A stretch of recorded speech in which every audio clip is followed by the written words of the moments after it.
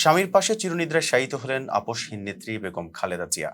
BNP chairperson ও সাবেক এই প্রধানমন্ত্রীকে রাষ্ট্রীয় মর্যাদায় দাফন করা হয়েছে। বুধবার ৩১ ডিসেম্বর বিকেল ৩:৩০টার পর সংসদ ভবন এলাকার জিয়া উদ্যানে স্বামী সাবেক রাষ্ট্রপতি জিয়াউর রহমানের কবরের পাশে তাকে সমাহিত করা হয়।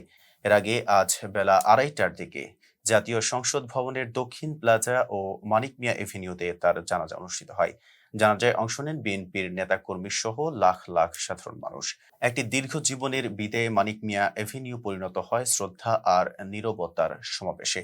দীর্ঘদিন ধরে গুরুতর অসুস্থতায় ভুগছিলেন বেগম খালেদা জিয়া। গতকাল মঙ্গলবার সকাল ৬টায় রাজধানীর এভারকেয়ার হাসপাতালে তিনি শেষ নিঃশ্বাস ত্যাগ করেন। মৃত্যুকালে তার বয়স হয়েছিল ৮০ বছর। তিনি দীর্ঘদিন ভুগছিলেন আর্থ্রাইটিস, ডায়াবেটিস, কিডনি, লিভার, ফুসফুস, হৃদযন্ত্র ও চোখের জটিলতায়। চলতি বছরের ৭ জানুয়ারি লন্ডনের চিকিৎসা নিয়ে কিছুটা সুস্থ হয়ে দেশে ফেরেন তিনি।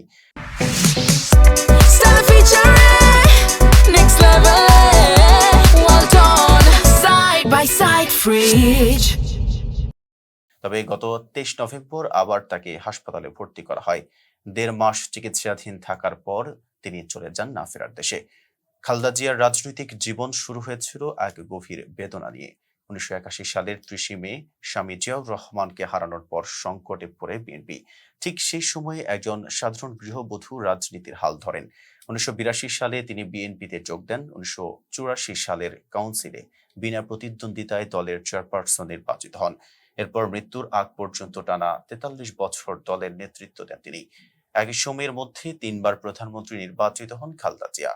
তিনি বাংলাদেশের প্রথম নারী প্রধানমন্ত্রী। এরশাদ বিরোধী আন্দোলনের পর তিনি পরিচিত হন আপসহীন নেত্রী হিসেবে। ৪ দশকের রাজনৈতিক জীবনে তিনি ব্যক্তিগত আক্রোশ এড়িয়ে চলেন। এক সাক্ষাৎকারে তিনি বলেছিলেন, আমি কখনো ব্যক্তিগত আক্রমণ করে কথা বলি না। আজ স্বামীর পাশেই চিরনিদ্রায় শায়িত হলেন বাংলাদেশের রাজনীতির একটি দীর্ঘ অধ্যায়ের নাম খালেদা জিয়া। এতক্ষণ সাথে ছিলাম মেহেদী হাসান। ফেজদা বিপুলের সাথে থাকার জন্য ধন্যবাদ।